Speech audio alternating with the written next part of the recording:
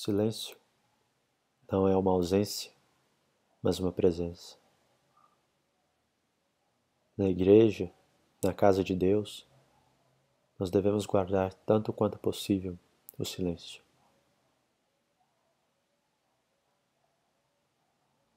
Assim como Moisés permaneceu em silêncio diante da sarça ardente, na presença de Deus, quanto mais nós, diante da presença real de nosso Senhor, não devemos guardar o santo silêncio.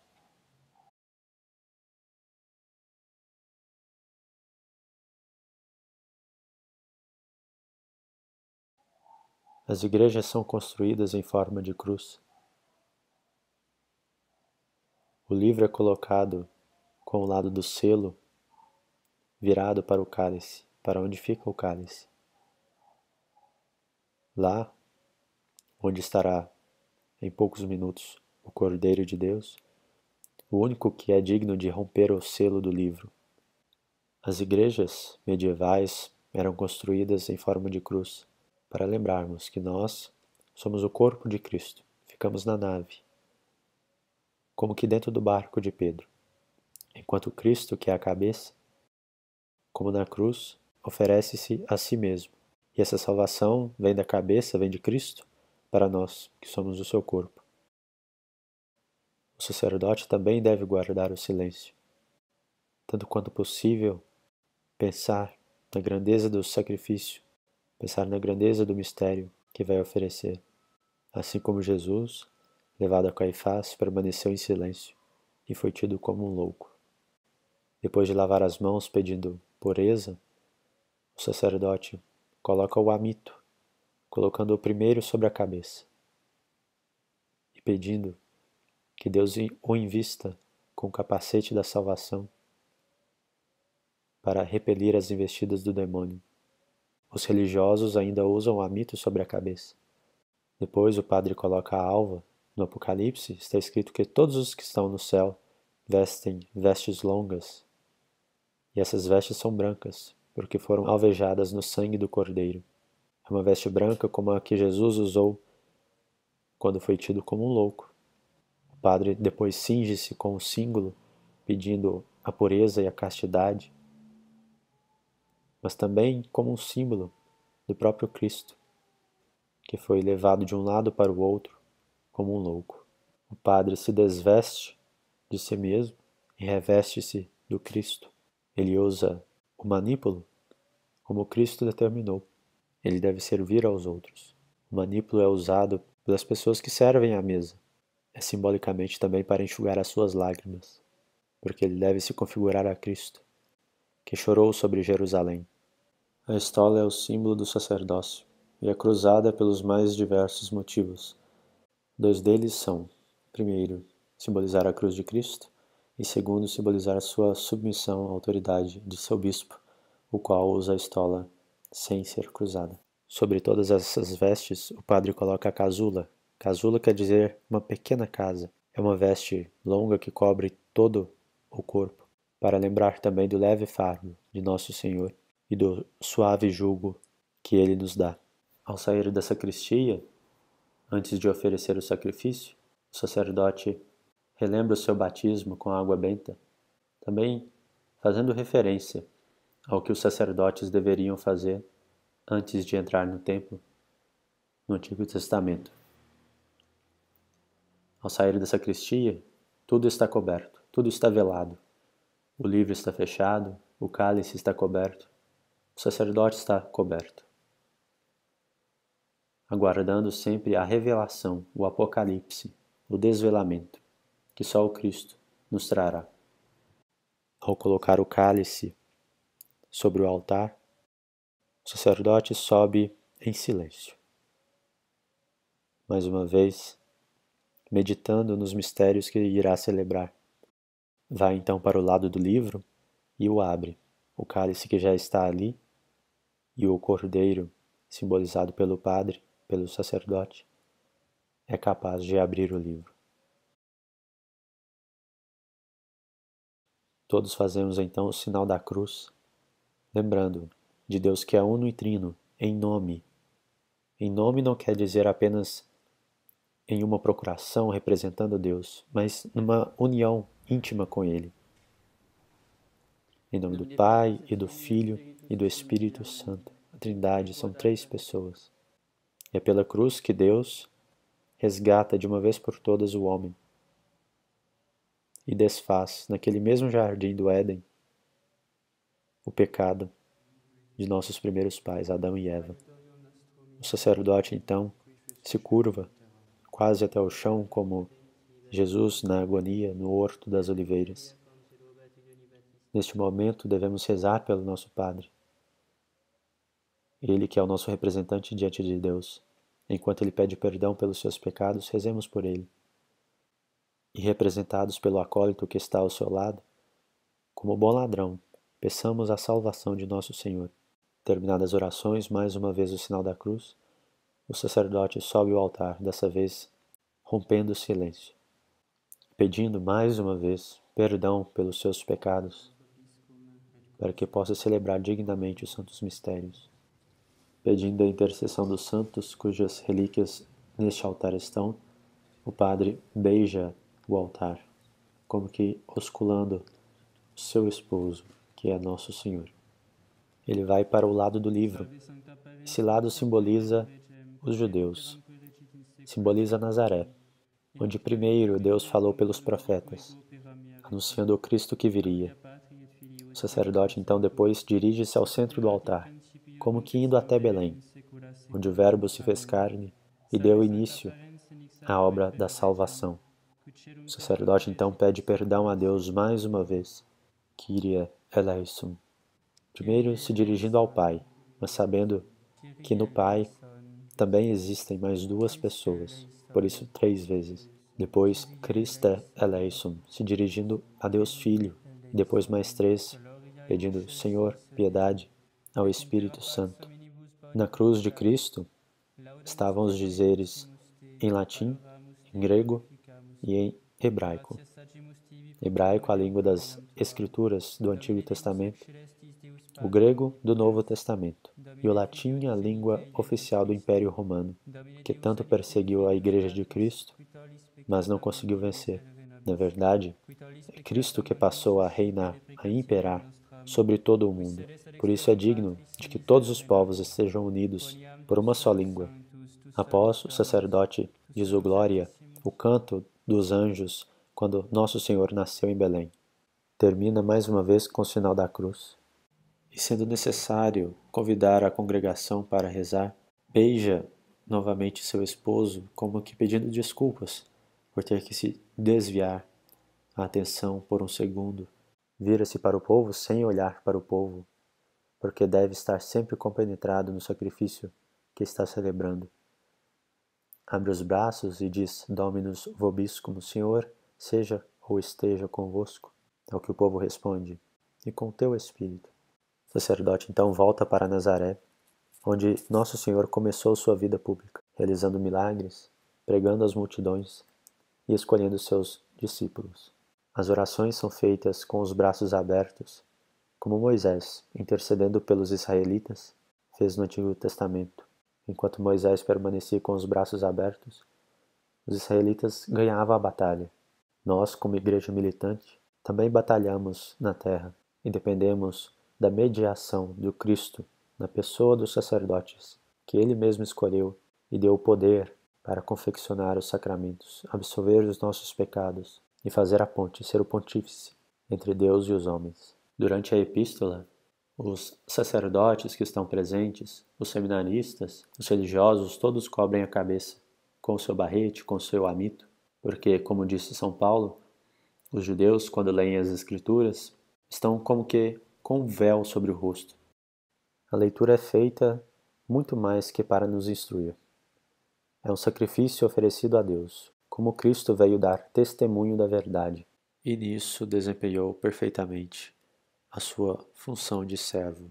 E o testemunho da verdade, através das Escrituras, só pode se dar com os textos originais ou com a versão da Vulgata, que foi definida pelo Concílio de Trento como infalível.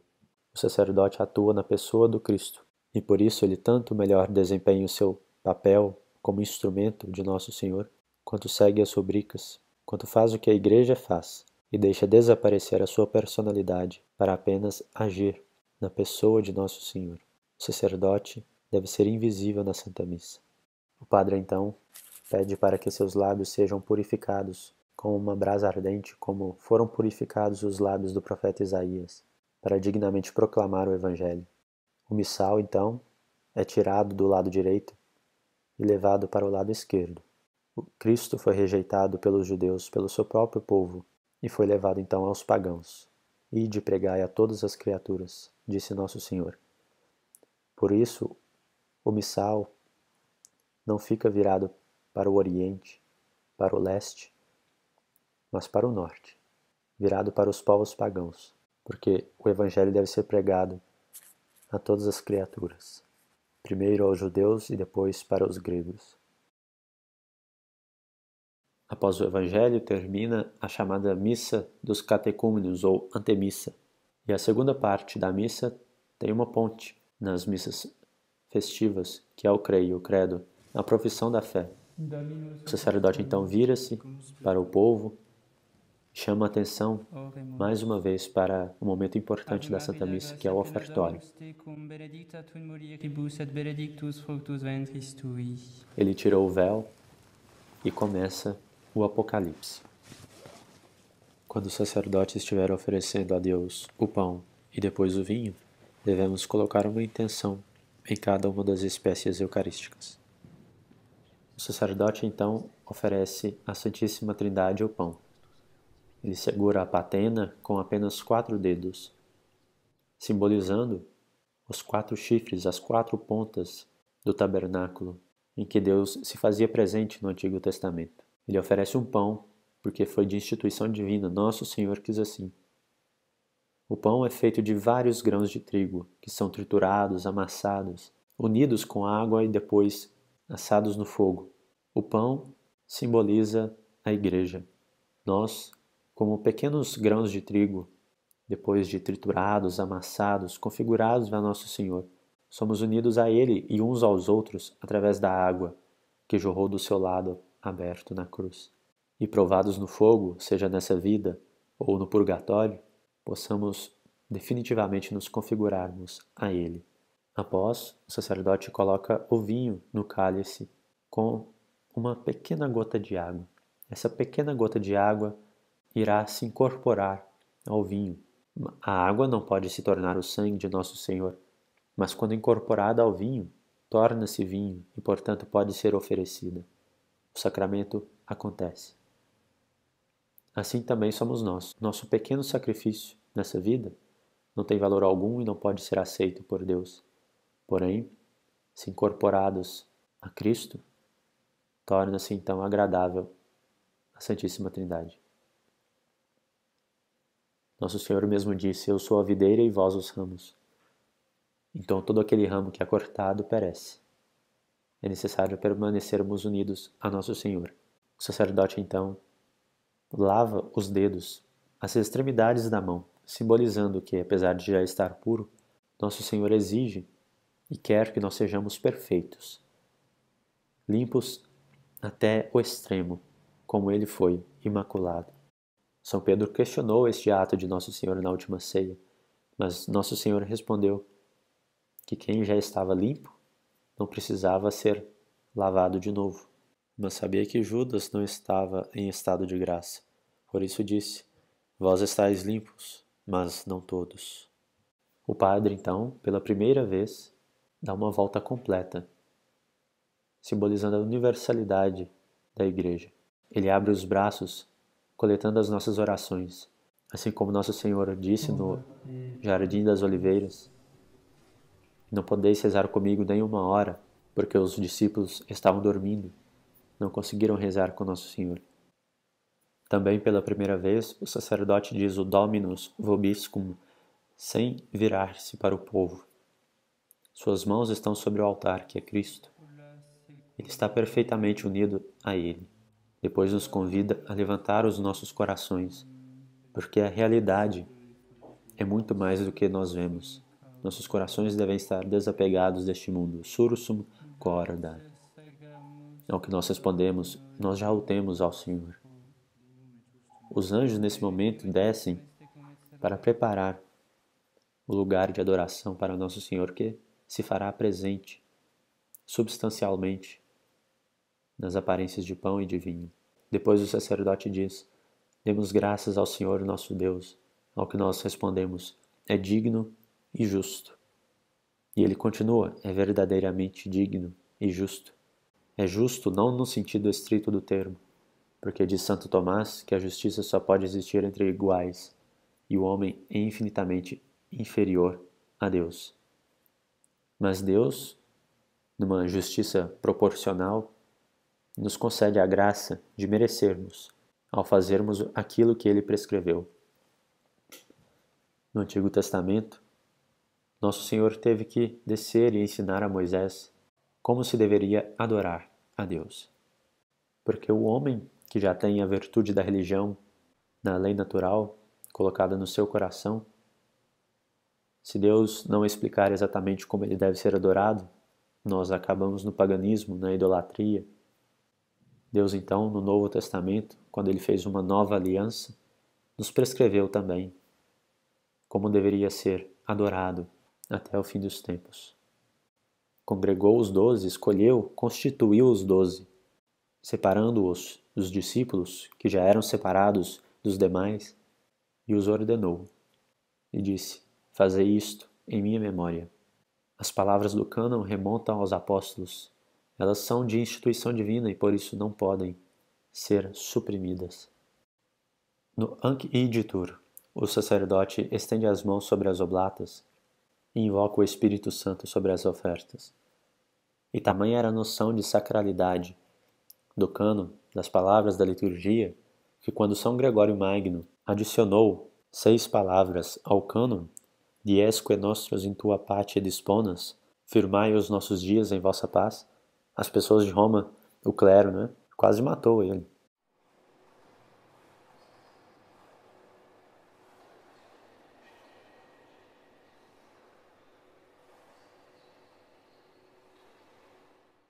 Ao pronunciar as palavras sacramentais, o sacerdote imita o que fez o discípulo amado, o sacerdote João, que deitou no coração de Jesus, simbolizado aqui pelo altar. E que palpitações de amor ele não deve ter ouvido.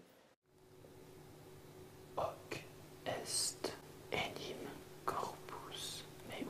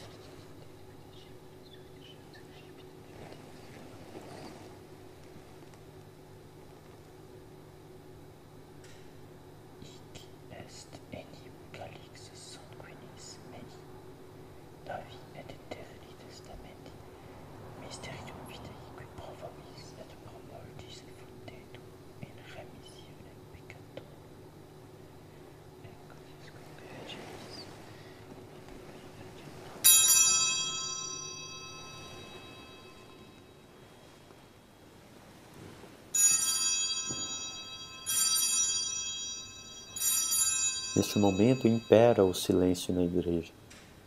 Assim como no livro do Apocalipse, antes da revelação de Nosso Senhor, houve um silêncio de meia hora.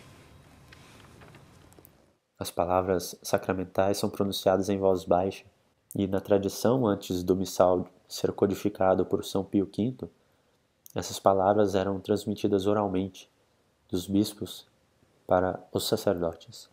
Após a elevação de cada espécie eucarística, nós dizemos silenciosamente em nosso coração: meu Senhor e meu Deus, reconhecendo como São Tomé a divindade de nosso Senhor, apesar de que ele via e tocou na humanidade, nós aqui Não vemos nem a humanidade nem a divindade, mas cremos porque nosso Senhor disse. E como diz Santo Tomás, nada mais verdadeiro que a palavra da verdade. Depois de pedir para que Deus aceite esse sacrifício como o sacrifício de Abel, de Abraão e de Melquisedeque, o padre se inclina e pede que, participando deste corpo e do sangue de nosso Senhor Jesus Cristo, sejamos repletos de toda a bênção celeste e da graça através da cruz. E só depois faz sobre si próprio, simbolizando que é pela cruz que nós estamos unidos a nosso Senhor.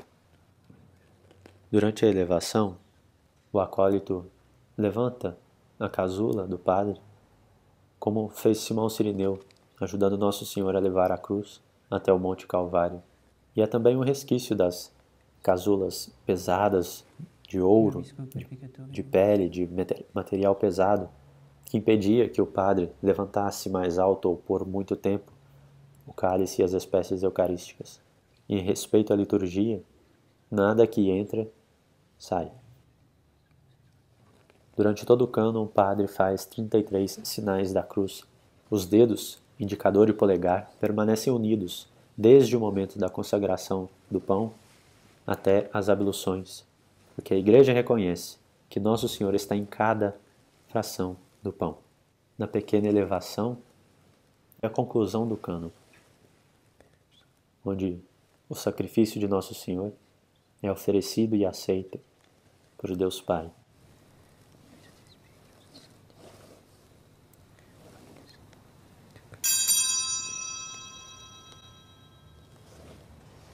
Obedientes à palavra do Salvador e formados no seu divino ensinamento, o sacerdote ousa dizer, em nosso favor, a oração que Jesus ensinou. Ele, como representante do Cristo, olhando para a própria hóstia consagrada, que é Nosso Senhor, reza em nosso favor ao Pai. Pater noster qui es in celis sanctificetur mentum. Todo sacrifício é composto de oferta, ou ofertório, imolação e consumação. Ofereceu-se as espécies oblatas como o sacrifício de Melquisedeque a Deus, o pão e o vinho. A imolação foi feita quando se consagrou primeiro o pão e depois o vinho. A separação do corpo e do sangue é a morte. Nosso Senhor derramou todo o seu sangue na cruz, e quando tudo estava consumado, expirou.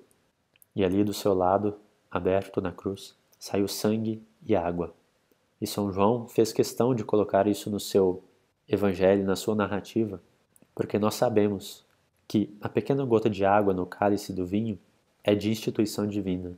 Nosso Senhor mesmo, na última ceia, colocou essa gota de água.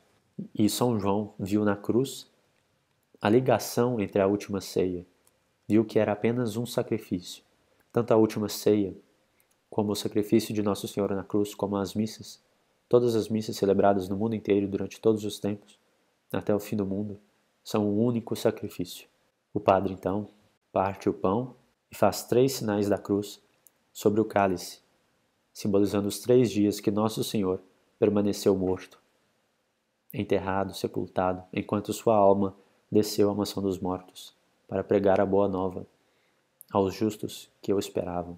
Depois diz, Pax Domini sit semper vobiscum, a paz do Senhor esteja sempre convosco. Pois as primeiras palavras de Cristo, quando ressuscitou, foi desejar a paz. Então, ali, sacramentalmente, há a união do corpo e do sangue de Nosso Senhor, ressuscitado. E para completar o sacrifício, o sacerdote consome toda a vítima, todas as espécies do pão, faz uma pequena ação de graças, e enquanto isso nós podemos pedir a Nossa Senhora que nos ajude a fazer uma boa comunhão. Ó Maria, Mãe do Amor, preparai meu coração para receber nosso Senhor. Ave Maria, cheia de graça, o Senhor é convosco. Bendita sois vós entre as mulheres, e bendito é o fruto do vosso ventre, Jesus. Santa Maria, Mãe de Deus, rogai por nós, pecadores, agora e na hora da nossa morte. Amém.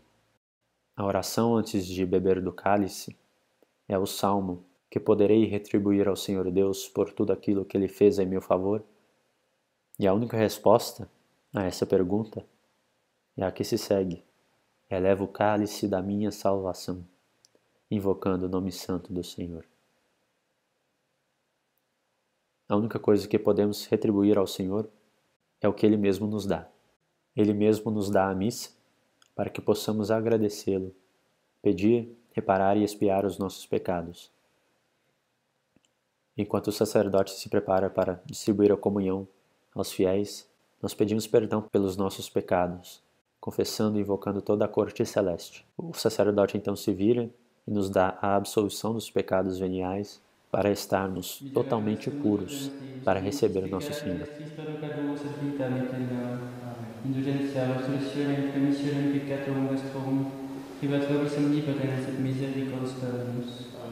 O Padre então vira-se e diz: Eis o Cordeiro de Deus, eis aquele que tira o pecado do mundo.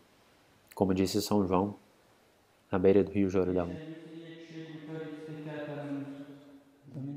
Respondemos como o centurião romano: Senhor, eu não sou digno de que entreis em minha casa, mas dizei uma só palavra, e minha alma será salva. Dizemos 3 vezes reconhecendo a Trindade, mas também, como bom psicólogo, o Espírito Santo sabe que talvez na primeira vez possamos dizer com distrações, talvez na segunda vez, já querendo dizer o que as palavras significam, mas pelo menos na terceira vez, talvez reconheçamos que não somos dignos. O modo correto de se receber a Sagrada Comunhão é como um escravo depende totalmente do seu Senhor, de joelhos, com as mãos postas, em posição de súplica.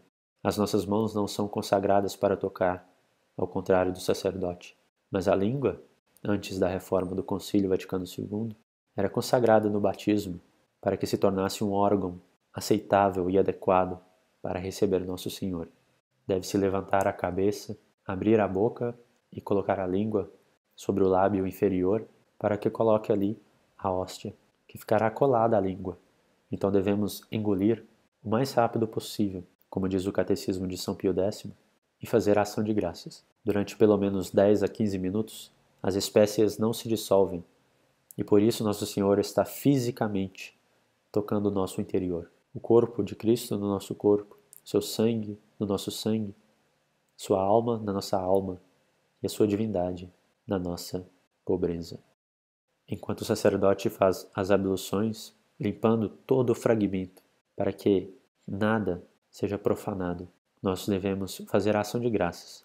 Para comungar é necessário estar em estado de graça e com as devidas disposições. Se não há tempo para fazer a ação de graças, não há tempo para comungar. Foi o que o anjo de Portugal ensinou aos pastorinhos. Meu Deus, eu creio, adoro, espero e amo-vos. Peço-vos perdão por aqueles que não creem, não adoram, não esperam e não vos amam. Santíssima Trindade, Pai, Filho e Espírito Santo, adoro-vos profundamente e ofereço-vos o preciosíssimo corpo, sangue, alma e divindade de nosso Senhor Jesus Cristo, presente em todos os sacrários da terra, em reparação dos ultrajes, sacrilégios e indiferenças com que Ele mesmo é ofendido, e pelos méritos infinitos do seu Santíssimo Coração e do Coração Imaculado de Maria, peço-vos a conversão dos pobres pecadores. O missal é então retirado do lado esquerdo do altar e é levado novamente para o lado direito. Isso significa que na história, a última rejeição de Cristo será pelos pagãos. Os judeus rejeitaram, o missal foi retirado do lado direito. Cristo foi levado aos pagãos pelo Evangelho, mas antes da vinda de Nosso Senhor, ele será rejeitado pelos pagãos. E nós não vemos isso hoje. O mundo rejeitou a Nosso Senhor. Leis a favor do aborto, promoção dos anticoncepcionais, o reinado de Nosso Senhor foi rejeitado, foi desprezado. Muitas pessoas que vão pela primeira vez à missa tridentina reclamam que eu não entendi nada. Que bom que você não entendeu nada. Que bom que você sabe que você não entendeu nada. Porque realmente é um mistério. A missa orientada para o povo e em português, na língua vernacular, nos deixa alienados, porque apenas pensamos que entendemos, e nem o sacerdote entende o mistério que ali está sendo celebrado. É bom mesmo que o mistério permaneça, que nós reconheçamos que não sabemos nada. Só Deus sabe de tudo. O sacerdote então vira-se e diz: Ide, esta é a missa. O sacrifício já foi completado. Depois vira-se, pede perdão por ser um indigno servo, vira-se para o povo e nos dá a bênção. Benedicat vos omnipotens Deus, Pater et Filius et Spiritus Sanctus. Amém. Depois disso, reza o último evangelho, que é um resumo da divindade de Nosso Senhor e do mistério da encarnação. Por isso, ao pronunciar as palavras Et verbum caro factum est, o sacerdote ajoelha-se, como fez Nossa Senhora, ao reconhecer que era uma escrava humilde de Nosso Senhor. Na missa solene, o subdiácono, que representa o Antigo Testamento, os judeus, segura a sacra do último evangelho, simbolizando que a última conversão será a dos judeus, que aceitarão o evangelho, o Cristo encarnado. Deus graças. Terminada a missa, tudo está velado novamente. Estamos nutridos e prontos para levarmos a mensagem do evangelho em nossas vidas, nos nossos deveres de Estado, com a força do sacramento.